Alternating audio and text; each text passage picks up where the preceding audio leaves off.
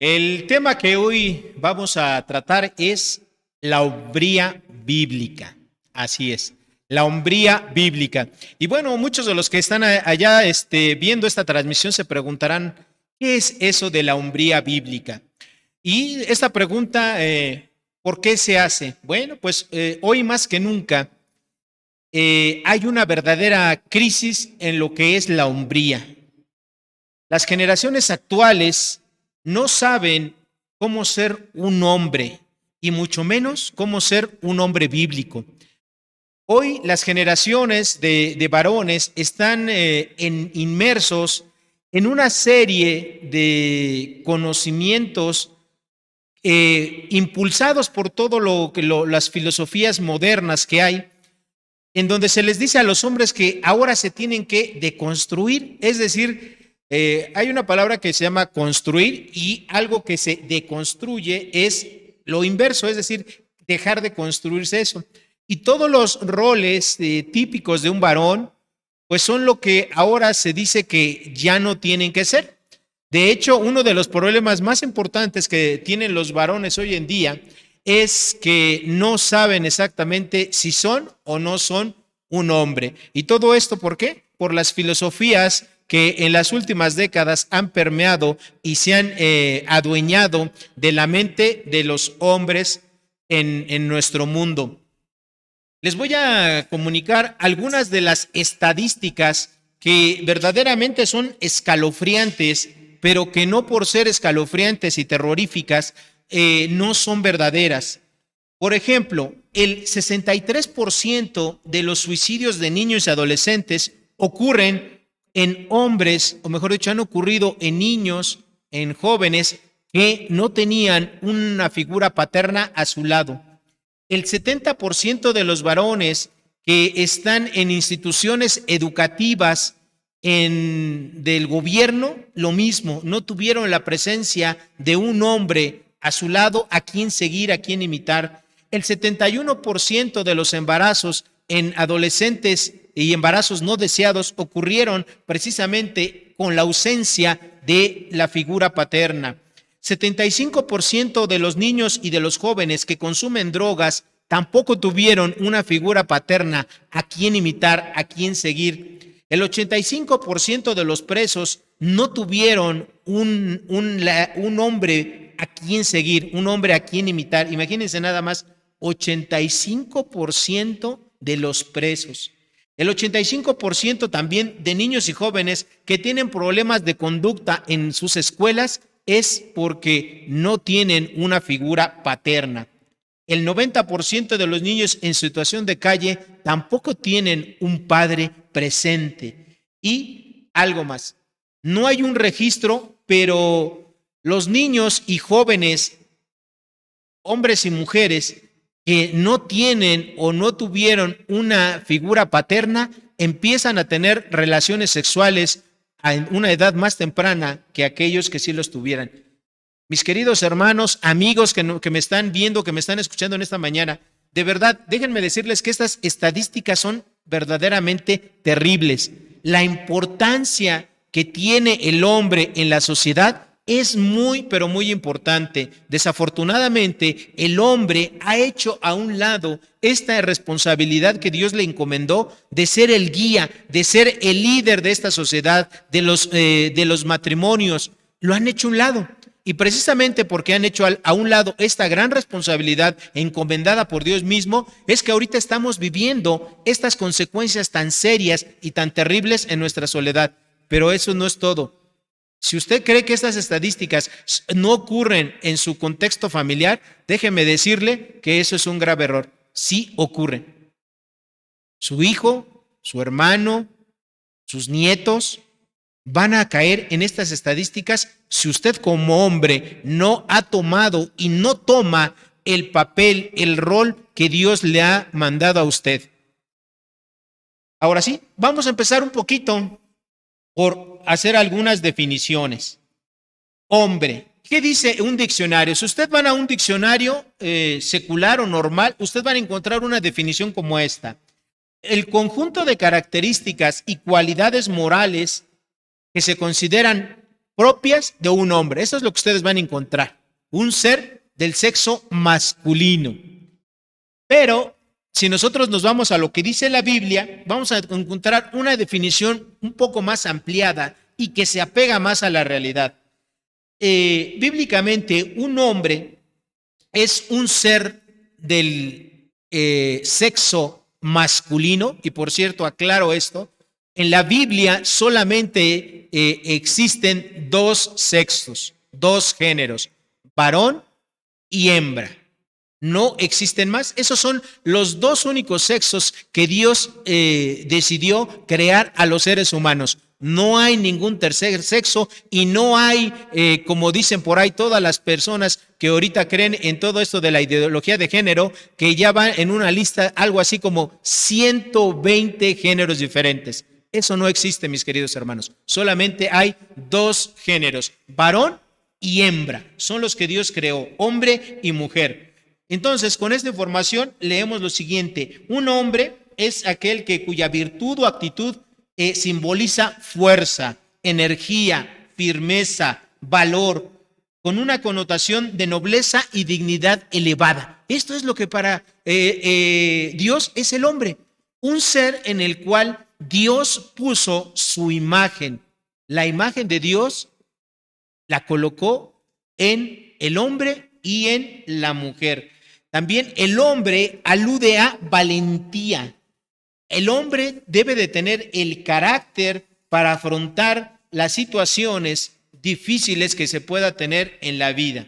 ¿Okay? Ahora, vayan conmigo, les voy a pedir por favor, seguimos en la introducción, vámonos a Génesis capítulo 1, versículos 26 y 27. Génesis capítulo 1, versículos 26 y 27. Dios dijo estas palabras. Entonces dijo Dios, hagamos al hombre a nuestra imagen, conforme a nuestra semejanza, y señoré en los peces del mar, en las aves de los cielos, en las bestias, en toda la tierra y en todo animal que se arrastra sobre la tierra. Y creó Dios al hombre a su imagen, a imagen de Dios lo creó, varón y hembra los creó. La palabra que aquí se traduce como hombre es la palabra Adán, así como Adán, pero con M al final, Adán.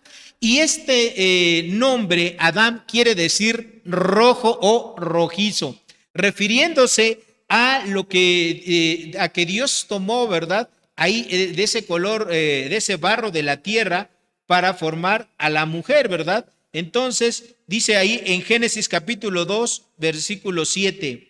Entonces Jehová Dios formó al hombre del polvo de la tierra y lo sopló en su nariz aliento de vida y fue el hombre un ser viviente. Entonces el nombre de hombre viene de Adán, que quiere decir rojizo, ¿ok? Refiriéndose al color de la tierra, al color del barro, de donde tomó los ingredientes, ¿verdad? De donde tomó esta materia para poder crear al hombre. La palabra que se traduce aquí en Génesis 2, 7, que se traduce aquí al castellano, por lo menos en la traducción Reina Valera 60, como varón, esa palabra es la palabra hebrea sakar, que significa macho. En otras palabras, es del sexo masculino.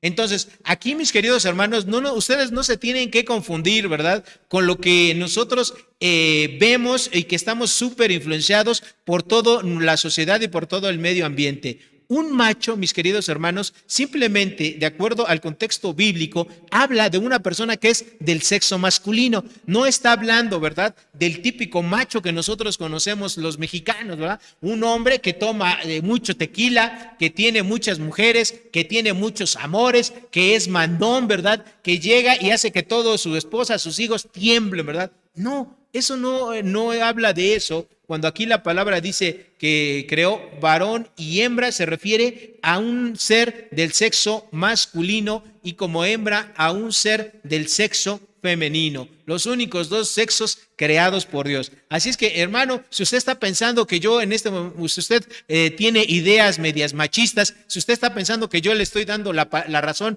por sus ideas machistas, déjeme decirle que está usted completamente equivocado, ¿ok? Simplemente un macho quiere decir una persona del sexo masculino. Eso es lo que quiere decir. No todas las ideas preconcebidas que nosotros tenemos, ¿verdad? Fíjese que cuando yo era más joven y cuando era niño particularmente, me encantaba ver las películas de Pedro Infante. ¿Por qué? Porque para mí Pedro Infante representaba el hombre, ¿verdad? El macho mexicano. Cuando estaba contento, ¿qué hacía? Cantaba, ¿verdad? A los cuatro vientos. Cuando estaba triste, ¿qué hacía? Tomaba mucho tequila y se embriagaba. Cuando veía a una mujer que le gustaba, pues iba con ella y le declaraba su amor, le declaraba sus gustos y tenía una, dos, tres, cinco, las mujeres que pudiera, ¿verdad? Cuando estaba triste, ¿qué hacía? Igual, iba a la cantina y se tomaba una botella de tequila hasta perderse, hasta caerse, hasta quedarse dormido, hasta lo que le tuvieran que sacar de esa cantina. Y esa es la idea que tenemos de macho, ¿eh? Pero eso es algo totalmente equivocado. El día de hoy vamos a estudiar varias de las características de lo que es la verdadera hombría bíblica, es decir, las características que tiene un verdadero hombre de Dios, un verdadero hombre de acuerdo a la luz de la Escritura. Le voy a comentar algo importante. Las características son 10, las 10 de las más importantes, pero no vamos a alcanzar a verlas todas el día de hoy. Así es que hoy me voy a conformar con poder leerles, explicarles, tratar de enseñar 5 de esas características y en el siguiente estudio de varones vamos a continuar con las otras 5 características, ¿ok? Entonces, ¿está usted preparado para saber cuáles son las características del verdadero hombre bíblico? Bueno, si usted está preparado, qué bueno, pero aunque usted ya lo esté preparado, vamos a hacer una oración para que Dios nos ilumine, para que podamos comprender perfectamente lo que dice su palabra, para poderla explicar a todos y cada uno de ustedes. Oremos. Gracias, Dios, te damos en esta mañana. Gracias porque tú has dejado tu palabra escrita para la enseñanza de todos los hombres, Señor, de este mundo, porque tú al hombre le has conferido el rol de ser el líder, de ser el hombre, el ser con carácter para guiar esta sociedad, para guiar los diferentes grupos sociales y también para guiar, Padre, principalmente a la familia, que eso es lo que tú quieres. Te pedimos, Padre, que tú me libres de cualquier error, de cualquier imprecisión y Dios, que esta enseñanza pueda quedar clara en los corazones de todos y cada uno de los hombres que están escuchando. En el nombre glorioso del Señor Jesucristo, nuestro Señor y Salvador, te pedimos todo esto y te lo agradecemos de antemano. Amén. Bueno, la primera característica de un hombre bíblico es un hombre que ama a Dios. Así es, un hombre que ama a Dios. Y aunque esta conferencia es para hombres, yo sé que también lo están viendo mujeres y que también lo van a comunicar. Y quiero hacer un paréntesis. Mujeres, sobre todo ustedes que están solteras y que quieren casarse. El mundo, ¿qué les dice a ustedes? El mundo les dice a ustedes que tiene que ser un hombre guapo, ¿verdad? Un hombre atractivo, un hombre con un cuerpazo, un hombre fitness, ¿verdad? Ok, bueno. Ustedes no busquen eso. Ustedes busquen a un hombre creyente que ame a Dios sobre todas las cosas. Vayan conmigo a leer lo que dice Deuteronomio, capítulo 6, versículo 5. Deuteronomio, capítulo 6, versículo 5. Dice así. Desde el 4 voy a leer para tener el contexto. Oye Israel, Jehová nuestro Dios, Jehová uno es. Y llamarás a Jehová tu Dios de todo tu corazón y de toda tu alma y de todas tus fuerzas. Y en Mateo 22:37, el Señor Jesucristo confirmó este versículo. Entonces, la primera característica de un hombre bíblico, de un hombre verdadero, es aquel que ama a Dios. Mis queridos hermanos, personas que me escuchan, amar a Dios es el mandamiento, pero no solamente es un mandamiento, sino es el privilegio más importante que todo hombre bíblico, que todo hombre creyente debe de tener: amar a Dios sobre todas las cosas. Lo más importante para un hombre es amar a Dios. Eso es lo más importante. Yo sé que esta primera característica para muchos de ustedes pues no va a ser nueva, ya la saben, pero una cosa es saberlo y otra cosa es ponerlo en práctica. ¿Cómo demuestro que yo amo a Dios sobre todas las cosas? Bueno, pues en primer lugar, si yo digo que amo a Dios sobre todas las cosas, yo tengo que dedicar tiempo a cultivar mi relación personal con Dios. Y déjenme decirles algo que es una realidad. En muchas de las iglesias, los que menos participan en los servicios de la iglesia son los varones. Los que menos se involucran en el trabajo de la educación de sus hijos son los varones. El hombre, al tener una fuerza más grande que una mujer, al ser el responsable de muchas cosas, se escuda. ¿Okay? Y dicen, bueno, es que yo soy el responsable de trabajar, soy el responsable de proveer, de guiar a mis hijos, etcétera. Estoy muy ocupado. Y normalmente el trabajo es el pretexto que pone el hombre para no dedicarle tiempo a Dios. Hermanos, si usted dice que ama a Dios, tiene forzosamente que pasar tiempo usted con Dios. Tiene que meditar con Dios. Tiene que leer su palabra. Tiene que orar a Dios. Porque si usted no hace eso, déjenme decirle que usted en su mente tiene el conocimiento, pero en su corazón no tiene la vida. No está poniendo en práctica que es la principal característica de un hombre que ama a Dios, de un hombre bíblico. Amar a Dios sobre todas las cosas. A lo mejor se le atraviesa, ¿verdad?, su partido de fútbol, el clásico mexicano, o el clásico español, o el clásico que usted quiera. Y si usted es amante del fútbol, usted prefiere estar viendo su fútbol que estar teniendo un tiempo de comunión con Dios. O si a usted le ofrecen, ¿verdad?, un trabajo, un nuevo proyecto, y en lugar usted de estar dedicando su tiempo para estar teniendo una comunión con Dios, usted se dedica a ese trabajo, no está manifestando que realmente esté amando a Dios. Si Dios no es una prioridad en su vida, dándole el tiempo y la importancia que Dios merece, usted, aunque diga que ama a Dios, en realidad no lo ama o lo está amando muy poco, de una manera incorrecta. Hermano, usted que me escucha ahorita quizás por primera ocasión, amar a Dios es lo más importante. ¿Y sabe por qué tenemos que amar a Dios? Simple y sencillamente por una razón. Porque Dios lo merece todo. Dios merece toda nuestra adoración, toda nuestra devoción. Él es el creador de todo este universo. Él es el creador del mundo y los que en él habitan. Y no solamente Él es el creador de todo el mundo, también es el creador de usted. Dios lo hizo. Dios a usted le amó antes de la fundación del mundo, antes de que Dios hiciera todo este mundo tal como lo conocemos y creara todas las cosas y a todos los seres humanos. Dios le amó a usted. Y usted, no solamente Dios le ha dado la vida, sino que Dios hizo algo más importante que eso. Dios entregó a su Hijo Jesucristo para que muriera en la cruz del Calvario, para que Dios pudiese perdonarlo, para que usted pudiese tener una comunión perfecta con Dios, para que usted pudiese recibir la bendición de la vida eterna, y cuando usted ya no esté aquí en este mundo, esté en el cielo en la presencia de Dios. Dios le amó a usted primero. Y si nosotros como hombres fuéramos por lo menos recíprocos, amaríamos a Dios de la misma manera, de la misma intensidad como Dios nos ama a nosotros. Es como si en el sonido se mide en decibeles. Y obviamente ya sonidos, ¿verdad?, de 80 decibeles en adelante son sonidos de gran intensidad.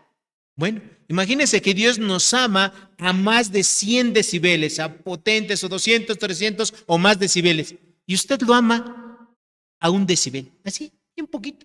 Casi ni se escucha, casi ni se oye un sonido a 1, 2, 3, 5 decibeles. Son casi imperceptibles, no los podemos percibir con nuestros oídos. ¿Okay? Incluso hay muchos sonidos, ¿va?, que el ser humano no percibe porque tienen unas frecuencias poco audibles. Para algunos animales como los perros, los lobos, los gatos sí tienen esas capacidades auditivas, pero nosotros como seres humanos no. Pues imagínense que a veces el amor que decimos tener por Dios es así, a unos decibeles que Dios no los percibe. ¿Por qué? Porque usted ama más el mundo, sus pasatiempos, su trabajo, sus aficiones y muchas otras cosas más, menos al Dios vivo y verdadero.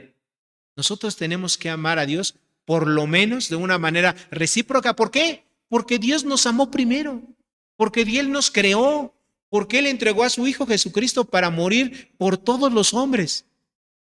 Y usted y yo muchas veces no amamos a Dios como tenemos que hacerlo. Esa es la primera característica. La segunda característica de un hombre bíblico, de un hombre que manifiesta su verdadera hombría, es un hombre que además de que ama a Dios, va a obedecer a Dios. Para un ser humano, para un hombre que ama a Dios, obedecer a Dios no le va a costar absolutamente ningún trabajo. Fíjense lo que dice el Salmo 48. Vayan por favor conmigo. Salmo 40, versículo 8. ¿Ya están ahí? Me voy a esperar un momento para que lleguen. Salmo 48.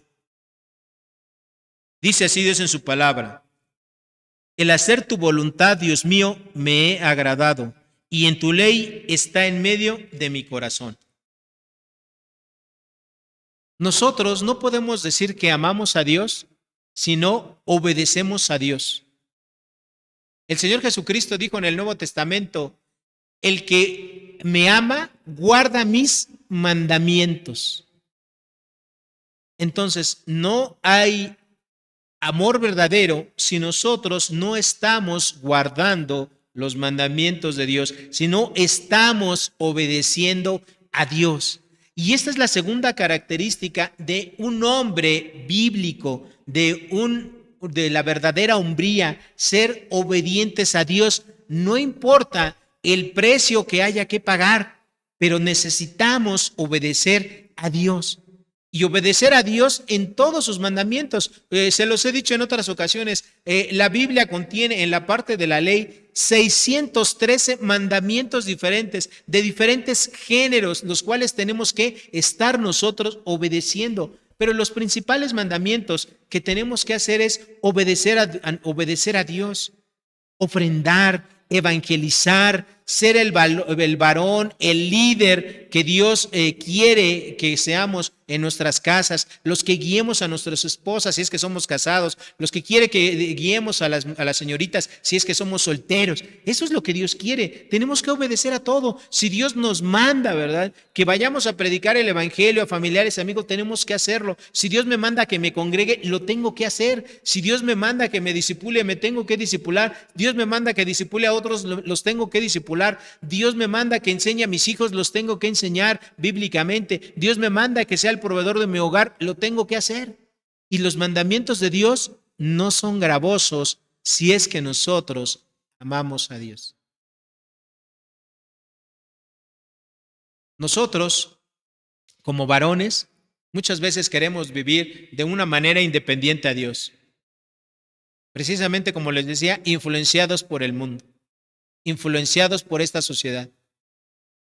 Pero cuando nosotros vivimos de una manera independiente a Dios, no le estamos obedeciendo. Vivir fuera de la obediencia a Dios es vivir en desobediencia. Y eso no es lo que Dios quiere.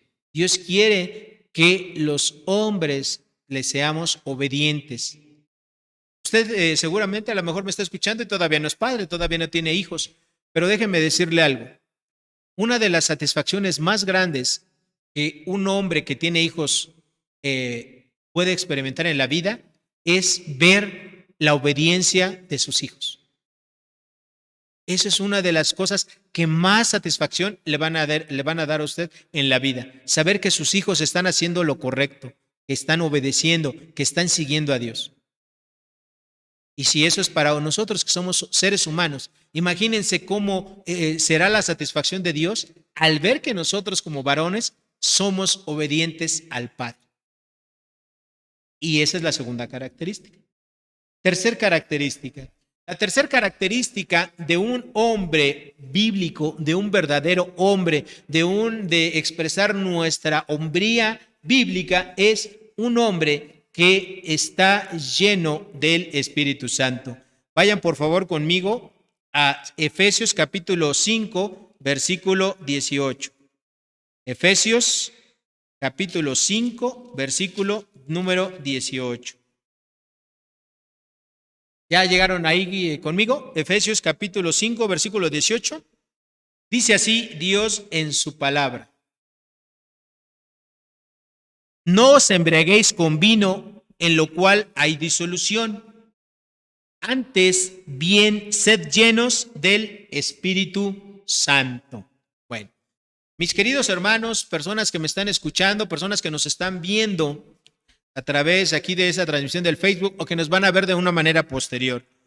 Lo que dice aquí este versículo en la segunda parte, antes bien, sed llenos del Espíritu Santo, quiere decir que nosotros necesitamos dejar que sea el Espíritu Santo quien nos controle, quien nos guíe en nuestra vida, en las decisiones importantes que tenemos y debemos de tomar. Ser lleno del Espíritu Santo no quiere decir, ¿verdad?, que Dios cuando nos hizo sus hijos nos dio una porción del Espíritu Santo, no nos dio un cuartito del Espíritu Santo, no nos dio la mitad o 3/4 del Espíritu Santo. No, Dios nos dio al Espíritu Santo completo, que son las arras, ¿verdad?, de nuestra herencia, que es la prueba, que es el sello de que somos cristianos. El Espíritu Santo está trabajando dentro de nosotros para transformarnos todos los días de adentro para afuera, para dejar nuestra vida pecaminosa y para empezar a vivir una vida transformada como Dios quiere. Y el Espíritu Santo que vive dentro de nosotros quiere controlarnos y nosotros necesitamos dejar que ese Espíritu nos controle. Eso es lo que quiere decir ser lleno del Espíritu Santo.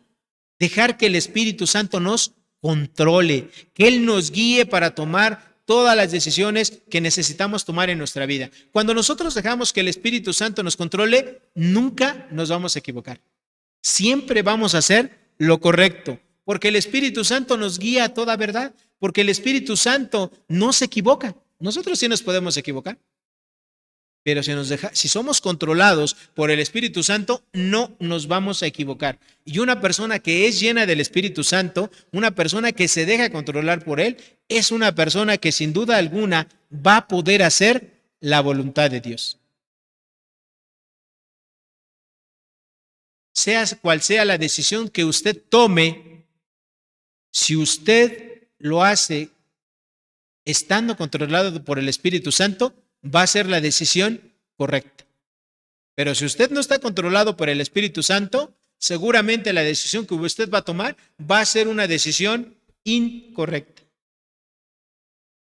Recuerde que el Espíritu Santo es Dios mismo.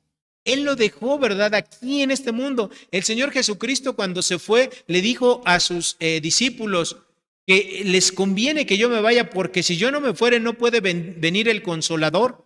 El Señor Jesucristo estuvo con sus discípulos, ¿verdad?, aproximadamente 3 años, y Él tuvo que partir a seguir a cumplir los propósitos que Él tiene al estar ahorita guiando y ordenando el universo entero. Pero Él ya hizo lo más importante, murió en la cruz del Calvario por nosotros, pero cuando Él se fue, Él dejó al Espíritu Santo, Dios mismo morando de una manera permanente en el corazón de todos y cada uno de los creyentes verdaderos. Y si nosotros nos dejamos guiar, estar llenos del Espíritu Santo, vamos a poder tomar decisiones correctas, vamos a vivir una vida que realmente le agrada a Dios, vamos a ser personas que demos un testimonio a la gente que todavía no le conoce ¿Para qué? Para que esas personas puedan creer también en Jesucristo y puedan salvarse, puedan ser librados de la condenación eterna. Okay. Esta es la característica número 3 de un verdadero hombre de Dios. Entonces vamos a recapitular. La primera característica de un hombre de Dios, de un hombre bíblico, es amar a Dios sobre todas las cosas, con todo su corazón, con todas sus fuerzas, con toda su mente. Segundo, obedecer a Dios en todo, absolutamente en todo lo que Dios mande. Y tercero, es una persona que está llena del Espíritu Santo, una persona que se deja controlar por el Espíritu Santo. Y déjenme decirles que cuando usted está siendo controlado por el Espíritu Santo, usted va a estar libre de cometer errores, va a tomar siempre las decisiones correctas. Yo sé que a muchos de los hombres siempre les preocupan estas cosas. ¿Quién será la mujer que Dios tiene para mí? ¿Quién será la mujer con la cual me voy a casar? ¿Quién será, dónde será la empresa donde voy a trabajar? ¿Cómo voy a obtener los recursos para ganarme yo la vida y lograr ayudar a mis padres, a mi familia, o cuando yo tenga mi familia poderla sostener? Bueno, todas estas preguntas y muchas más, cuando usted está controlado por el Espíritu Santo, ni se tiene que preocupar. Dios le va a guiar a través del Espíritu Santo a tomar este tipo de decisiones. Y van a ser decisiones, entre comillas, sencillas. Bueno, la cuarta característica de un hombre bíblico. La cuarta característica de un hombre bíblico es aquel que busca la sabiduría de Dios. Hermanos, los hombres, fíjense que cuando tenemos la bendición de ser padres, cuando tenemos hijos pequeños, por ahí desde que nacen hasta los 8, 10 años quizás, nuestros hijos piensan que nosotros como papás lo sabemos todo, ¿verdad? Tanto la mamá como el papá, los hijos piensan que lo sabemos todo, pero en realidad no es así. Cuando los hijos van creciendo se van dando cuenta que no lo sabemos todo. Pero nosotros debemos de buscar la sabiduría de Dios. Nosotros como seres humanos nos podemos equivocar, podemos aplicar la sabiduría humana para las decisiones de nuestra vida, pero le voy a decir algo, nos vamos a equivocar. Y usted se va a preguntar, bueno, ¿qué es eso de buscar la sabiduría? Necesitamos definir qué es sabiduría. Bueno, la sabiduría, mis queridos hermanos, desde el punto de vista bíblico, consiste en tener el conocimiento de algo que Dios dice. Y no solamente ese conocimiento, sino ese conocimiento aplicarlo de una manera práctica. Eso es la sabiduría. ¿Okay? Entonces, sabiduría y conocimiento son dos cosas diferentes. El conocimiento es parte de la sabiduría. Entonces, para tener sabiduría necesitamos tener el conocimiento de algo más una aplicación práctica a nuestra vida. Eso es la sabiduría. Voy a ponerles un ejemplo.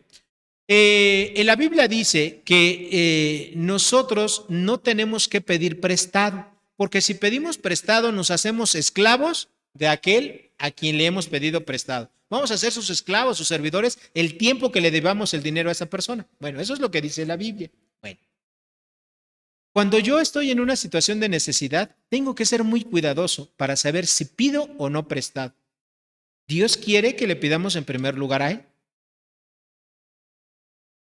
Y tenemos que tener la seguridad de que vamos a poder pagar eso que estamos pidiendo prestado. Si usted no tiene la seguridad de que puede pagar eso, ese dinero que usted está pidiendo, mejor no lo pida prestado. Bueno, ¿qué pasa si yo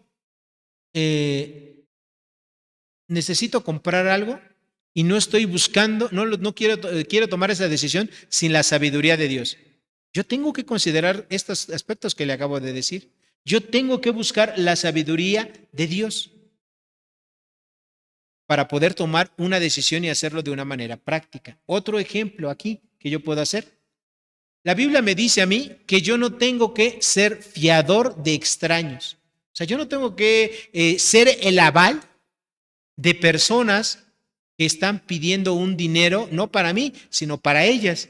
Y yo, cuando soy aval, yo me comprometo a lo que se conoce como un aval solidario. Cuando una persona inconversa viene conmigo y me dice, Javier, fíjate que quiero pedir $1,000,000 para comprar una casa, ¿puede ser mi aval solidario? Es decir, si yo no pago ¿tú vas a pagar por mí? O sea, la Biblia me dice a mí claramente que yo no tengo que salir de fiado por los extraños, por gente que inconversa, por gente que yo no conozco. Si yo sabiendo eso, teniendo ese conocimiento bíblico, salgo fiador por el extraño y al rato esa persona no paga y yo estoy obligado a pagar y tengo que incluso sacrificar mi propio patrimonio para cubrir la deuda de un extraño, yo estaré actuando de una manera no sabia, de una manera insensata. Entonces, la sabiduría se trata de eso, de conocer, de tener el conocimiento de los principios de Dios y aplicarlos de una manera práctica. Eso es la sabiduría. Entonces, un hombre bíblico, un hombre necesita buscar la sabiduría de Dios. ¿Por qué? Porque no conocemos todas las cosas, no tenemos toda la sabiduría, ni toda la inteligencia, ni todo el conocimiento de Dios. Entonces necesitamos buscarlo. Vamos allá, por favor, a Proverbios, Proverbios capítulo 3, versículos 13 y 14, que son la base para esto que les acabo de enseñar. Proverbios capítulo 3, versículos 13 y 14. Dice así Dios en su palabra. Bienaventurado el hombre que halla la sabiduría y que tiene la inteligencia, porque su ganancia es mejor que la ganancia de la plata y sus frutos más que el oro fino. Entonces, usted como un hombre bíblico, como una persona que va a manifestar la verdadera hombría bíblica, es una persona que tiene que buscar la sabiduría, pero no es la sabiduría humana, sino es la sabiduría de Dios. Y aquel que la obtiene juntamente con la inteligencia, porque es lo que yo le dije, la sabiduría no es otra cosa que la inteligencia o el conocimiento más una forma práctica de poderlo hacer una realidad, esa sabiduría, ¿ok?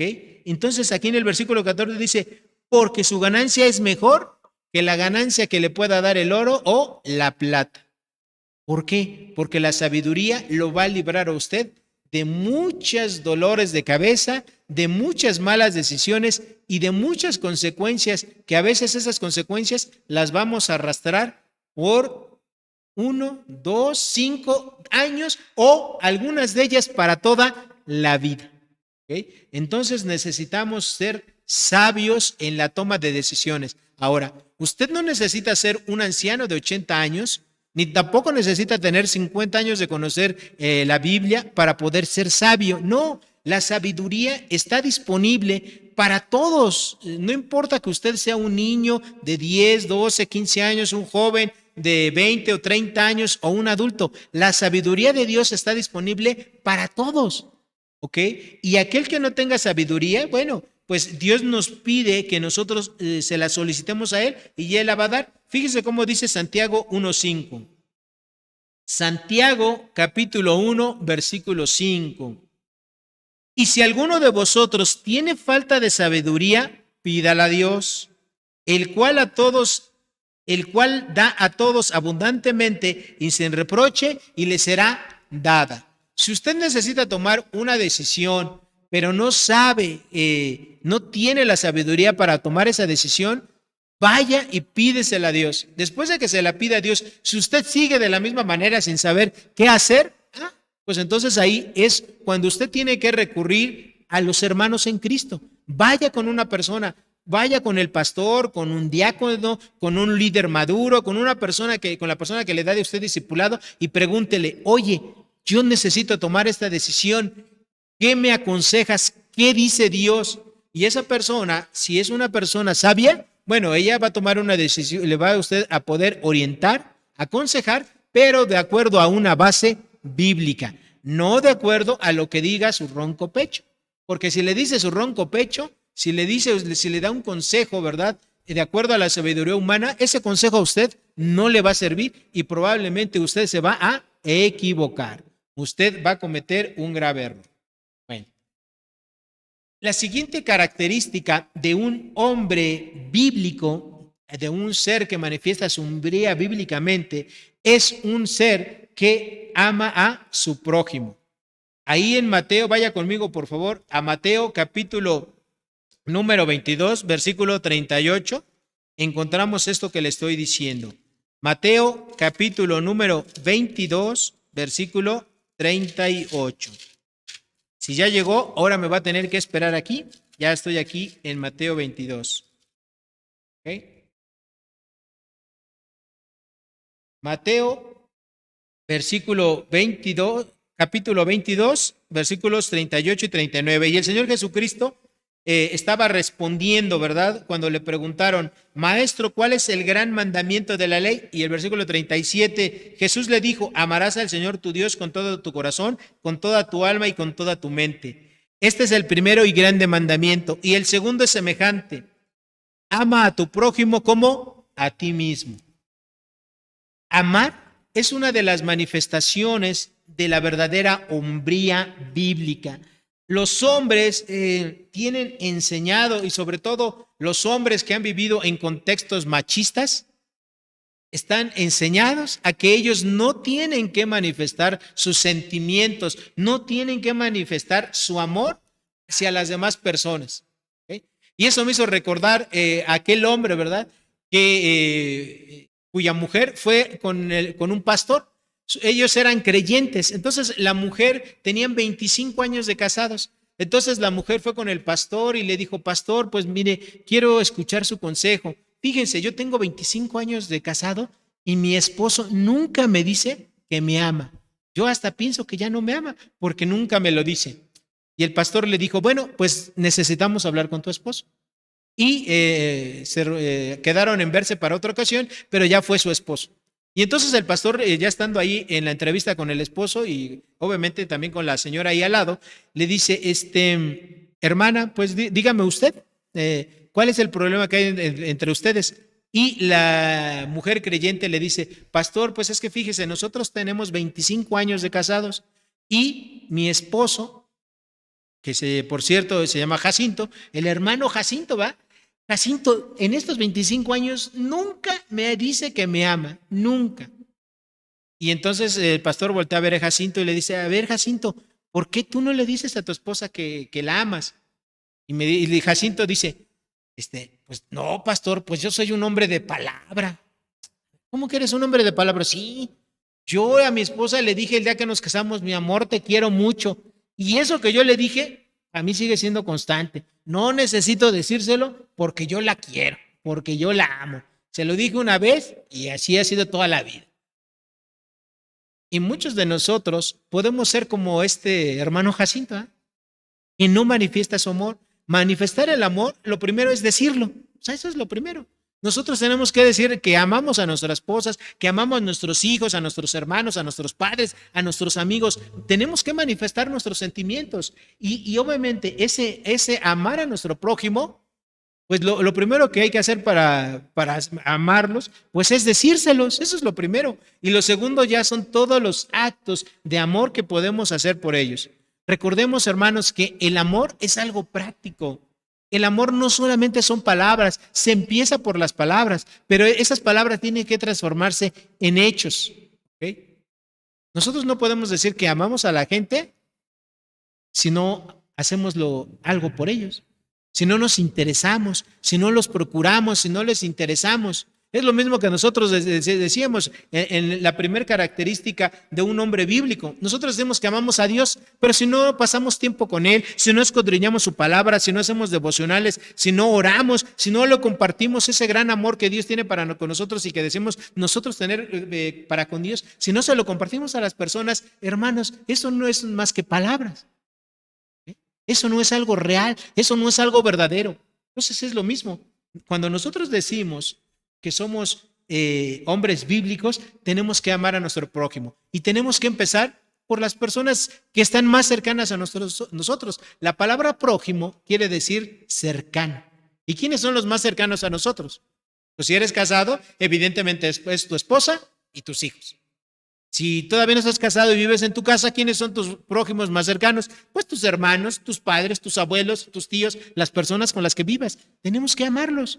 Pero no solamente tenemos que amarlos diciéndolo, tenemos que amarlos manifestándolos con hechos prácticos, obedeciéndoles.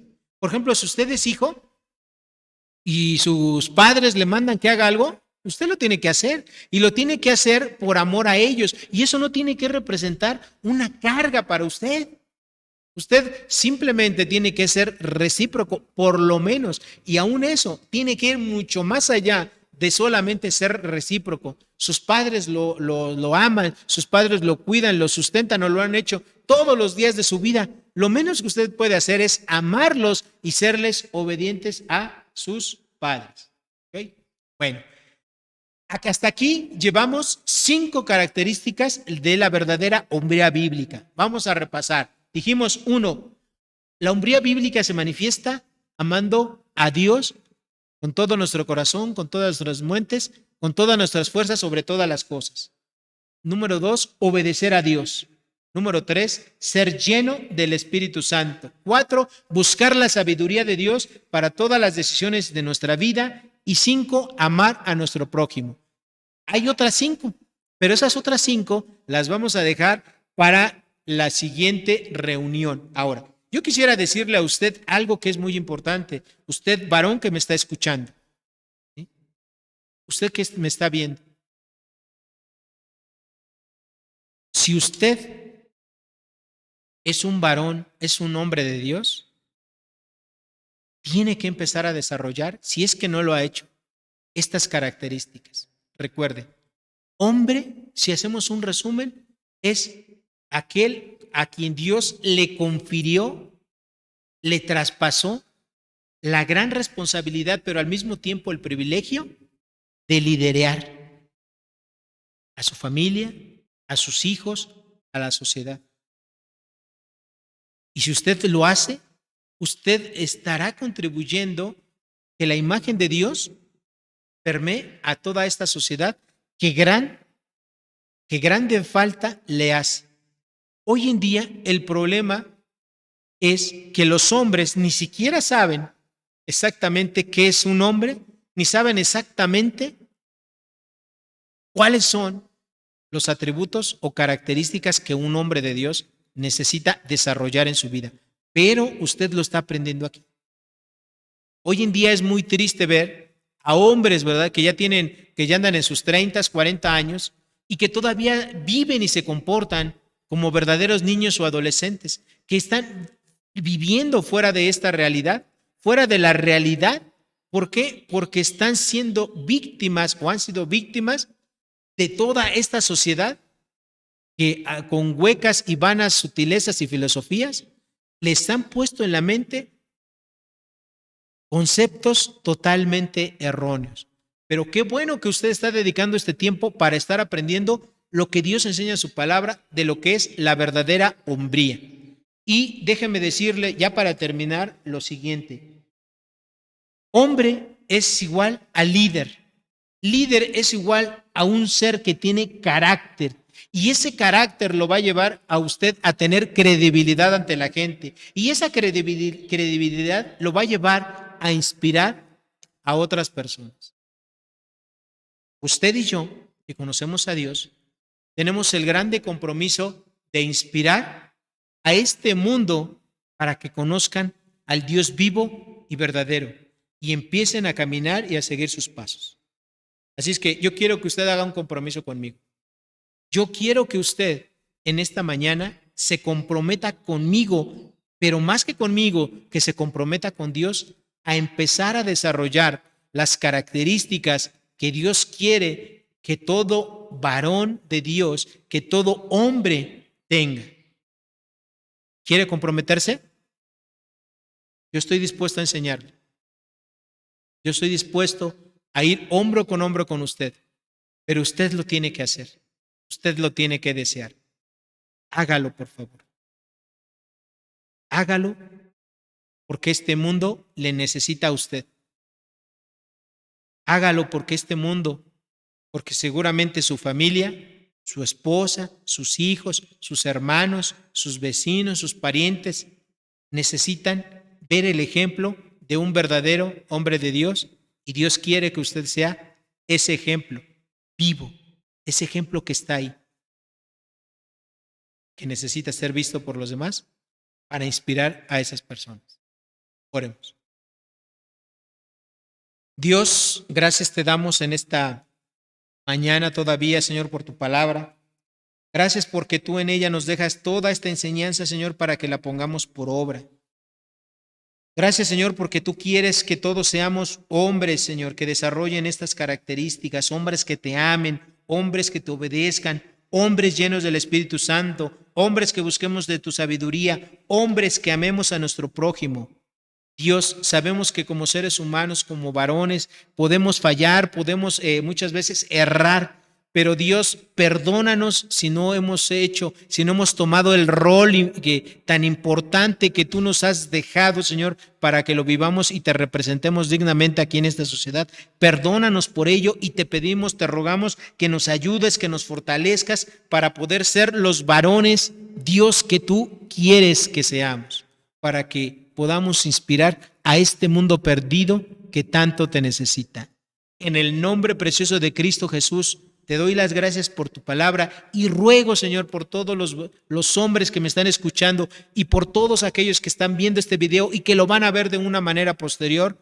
Te ruego por ellos. Bendícelos, ayúdales y aún también para mí te pido todo esto. En el nombre glorioso y poderoso de Cristo Jesús, nuestro Señor y Salvador y el verdadero varón bíblico completo y pleno, te damos las gracias. Amén, Padre, y amén. Querido varón, hombre que me escucha, que Dios le bendiga y nos vemos el último sábado de abril para ver la segunda parte de este estudio. Que Dios le bendiga. Hasta luego.